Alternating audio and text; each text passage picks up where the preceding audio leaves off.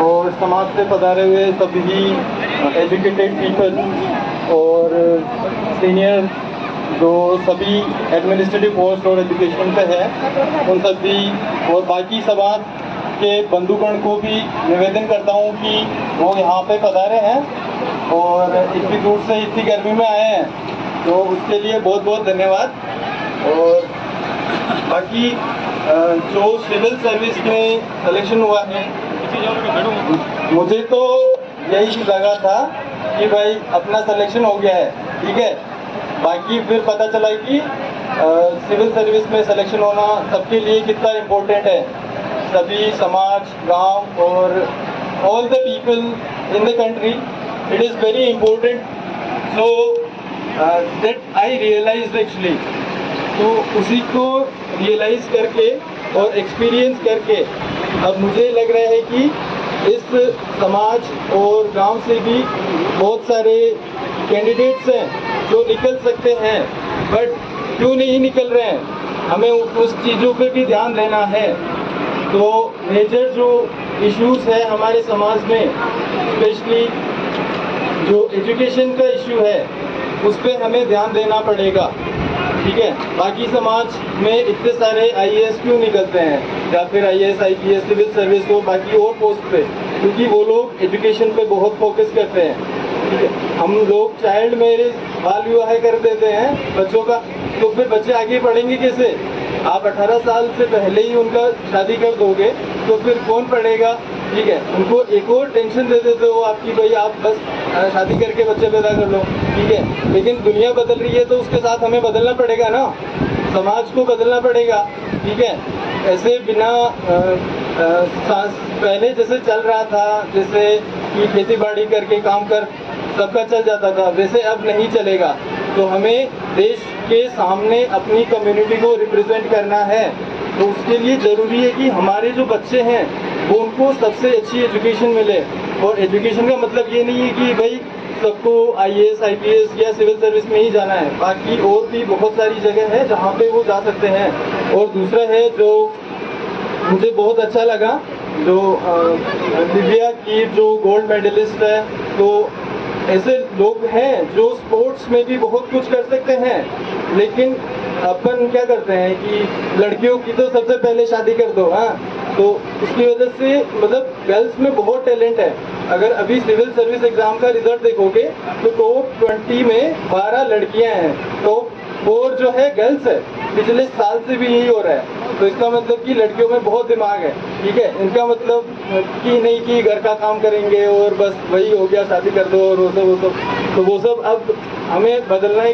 वो we have to change our society, we have to change our community, we have to change our mindset, so that is very important, ठीक है। तो progress जो है वो आजकल एजुकेशन और उसमें नापी जाती है, तो उसके लिए ज़रूरी है कि हम बच्चे बच्ची, गर्ल और बॉय में भेदभाव नहीं करें, ठीक है। दोनों को बराबर एजुकेशन दे। ऐसा नहीं है कि लड़के को तो अच्छी प्राइवेट स्कूल में भेज दे रहे हैं और लड़की को अपनी सरकारी स्कूल से ही काम चला लो, तो वैसा भी नहीं होना चाहिए, ठीक है।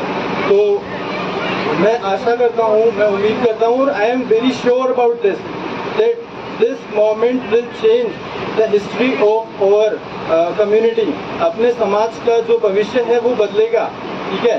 अपना समाज काफ़ी प्रोग्रेस कर सकता है और अपना जो गांव है, सभी क्षेत्र कैपेबिलिटी काफ़ी है, ठीक है, उसको अनलीश करना बहुत ज़रूरी है। तो मैं सभी जो लोग हैं समाज के सबसे बड़े बड़े व्यक्ति जिनका बहुत इन्फ्लुएंस है, बहुत राजनीति में भी है, समाज से भी है, तो उनसे मेरा यही आग्रह है कि अपनी कम्युनिटी में सबको पता है कि ये इश्यूज़ हैं, तो उन पे एक्शन ले और सभी पेरेंट्स वगैरह वगैरह सब लोगों को मोटिवेट करें कि ऐसा करना गलत है और हम डेफिनेटली हमारा समाज बहुत प्रोग्रेस कर सकता है। और आजकल तो देखो बच्चों के पास बहुत सारी अपॉर्चुनिटी भी हो गई है। पहले था कि स्कूल्स अच्छी हो तभी होगा, आजकल हमारे पास इंटरनेट है, सबके पास मोबाइल फ़ोन है, सबके पास इंटरनेट है, तो इंटरनेट का यूज़ सिर्फ टिकटॉक और रील्स बनाने के लिए नहीं होता है। इंटरनेट पे बहुत सारा नॉलेज है, सारे वीडियो लेक्चर्स है, सारा यूपीएससी से लेके आईआईटी से लेके नीट से लेके सब कुछ सारा मटेरियल अवेलेबल है, ठीक है। तो ऐसा नहीं है कि सबको हमें इंग्लिश मीडियम में भेज के ही वो प्रोग्रेस करेंगे।